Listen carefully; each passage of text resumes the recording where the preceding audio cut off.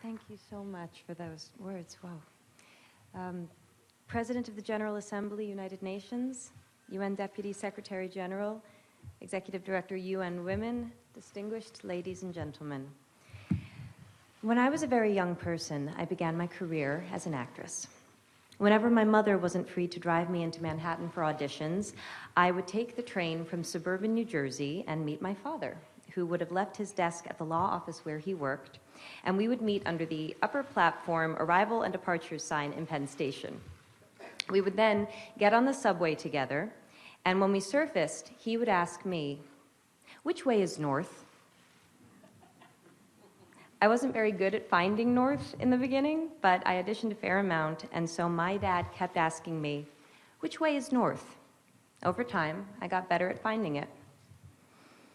I was struck by that memory yesterday while boarding the plane to come here, not just by how far my life has come since then, but by how meaningful that seemingly small lesson has been. When I was still a child, my father developed my sense of direction, and now, as an adult, I trust my ability to navigate space.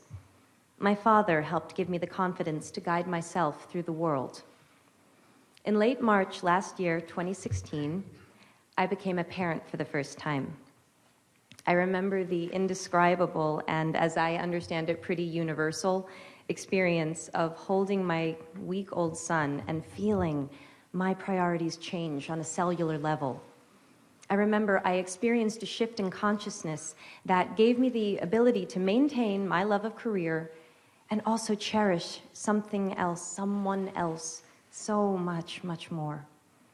Like so many parents, I wondered how I was going to balance my work with my new role as parent. And in that moment, I remember that the statistic for the US's policy on maternity leave flashed in my mind. American women are currently entitled to 12 weeks unpaid leave. American men are entitled to nothing. That information landed differently for me when 1 week after my son's birth, I could barely walk. That information landed differently when I was getting to know a human who was completely dependent on my husband and I for everything, when I was dependent on my husband for most things, and when we were relearning everything we thought we knew about our family and our relationship. It landed differently. Somehow, we and every American parent were expected to be back to normal in under 3 months. Without income? I remember thinking to myself, if the practical reality of pregnancy is another mouth to feed in your home, and America is a country where most people are living paycheck to paycheck, how does 12 weeks unpaid leave economically work? The truth is, for too many people, it doesn't. 1 in 4 American women go back to work 2 weeks after giving birth because they can't afford to take off any more time than that. That's 25% of American women. Equally disturbing, women who can afford to take a full 12 weeks often don't, because it'll mean incurring a motherhood penalty, meaning they will be perceived as less dedicated to their job and will be passed over for promotions and other career advancement. In my own household, my mother had to choose between a career and raising 3 children, a choice that left her unpaid and underappreciated as a homemaker, because there just wasn't support for both paths. The memory of being in the city with my dad is a particularly meaningful one, since he was the sole breadwinner in our house, and my brothers and my time with him was always limited by how much he had to work. And we were an incredibly privileged family. Our hardships were the stuff of other families' dreams. The deeper into the issue of paid parental leave I go, the clearer I see the connection between persisting barriers to women's full equality and empowerment and the need to redefine and in some cases destigmatize men's roles as caregivers. In other words, thank you.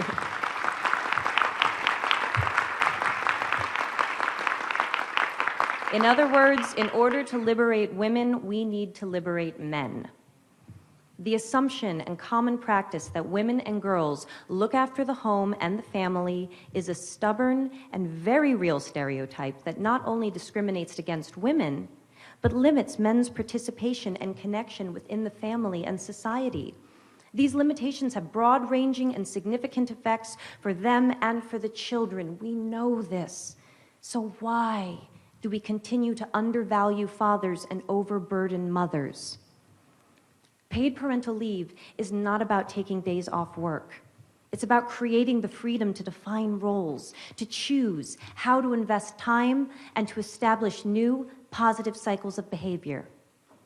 Companies that have offered paid parental leave for employees have reported improved employee retention, reduced absenteeism and training costs, and boosted productivity and morale. Far from not being able to afford to have paid parental leave, it seems we can't afford not to. In fact, a study in Sweden showed that for every month fathers took paternity leave, the mother's income increased by 6.7%. That's 6.7% more economic freedom for the whole family. Data from the International Men and Gender Equality Survey shows that most fathers report that they would work less if it meant that they could spend more time with their children.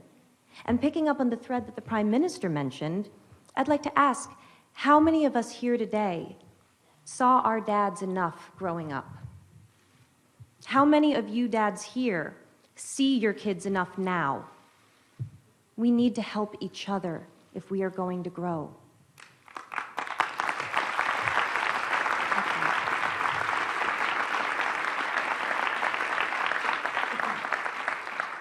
Along with UN Women, I am issuing a call to action for countries, companies, and institutions globally to step up and become champions for paid parental leave. In 2013, provisions for paid parental leave were in only 66 countries out of 190 UN member states. I look forward to beginning with the UN itself, which has not yet achieved parity, and whose paid parental leave policies are currently up for review. Oh, you're going to see a lot of me. Let us lead by example in creating a world in which women and men are not economically punished for wanting to be parents. I don't mean to imply that you need to have children to care about and benefit from this issue. Whether or not you have or want kids, you will benefit by living in a more evolved world with policies not based on gender. We all benefit from living in a more compassionate time where our needs do not make us weak. They make us fully human. Maternity leave or any workplace policy based on gender can, at this moment in history, only ever be a gilded cage. Though it was created to make life easier for women, we now know it creates a perception of women as being inconvenient to the workplace. We now know it chains men to an emotionally limited path, and it cannot, by definition, serve the reality of a world in which there is more than one type of family. Because in the modern world, some families have two daddies. How exactly does maternity leave serve them?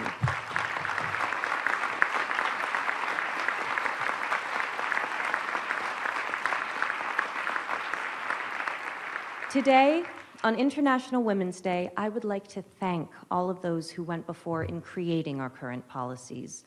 Let us honor them and build upon what they started by shifting our language and therefore our consciousness away from gender and towards opportunity. Let us honor our own parents' sacrifice by creating a path for a more fair, farther-reaching truth to define all of our lives, especially the lives of our children. Because paid parental leave does more than give more time for parents to spend with their kids. It changes the story of what children observe and will from themselves imagine possible. I see cause for hope. In my own country, the United States, currently the only high-income country in the world without paid maternity, let alone parental leave, great work has begun in the states of New York, California, New Jersey, Rhode Island, and Washington, which are currently all implementing paid parental leave programs. First Lady Chirlane McCray and Mayor Bill de Blasio have granted paid parental leave to over 20,000 government employees in New York City. We can do this. Bringing about change cannot just be the responsibility of those who need it most. We must have the support of those in the highest levels of power if we are ever to achieve parity. That is why it's such an honor to recognize and congratulate pioneers of paid parental leave like the global company Danone. Today, I am proud to announce Danone Global CEO Emmanuel Faber as our inaugural He for She thematic champion for paid parental leave. As part of this announcement, Danone will implement a global 18 weeks, gender-neutral, paid parental leave policy for the company's 100,000 employees by the year 2020.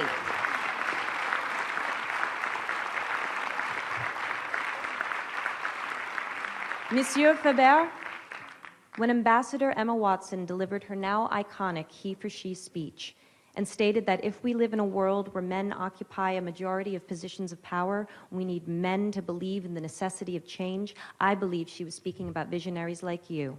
Merci.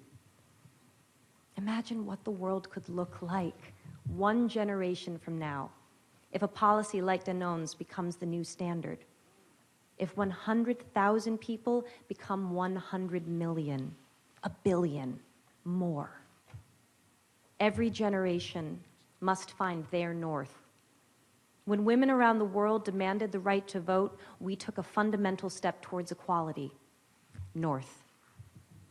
When same-sex marriage was passed in the US, we put an end to a discriminatory law. North. When millions of men and boys and prime ministers and deputy directors of the UN, sorry, the president of the General Assembly, that's what happens when I go off script.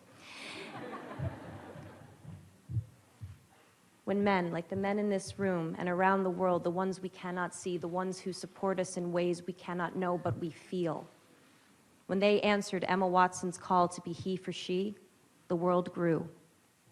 North. We must ask ourselves, how will we be more tomorrow than we are today? The whole world grows when people like you and me take a stand because we know that beyond the idea of how men and women are different, there is a deeper truth, that love is love and parents are parents. Thank you.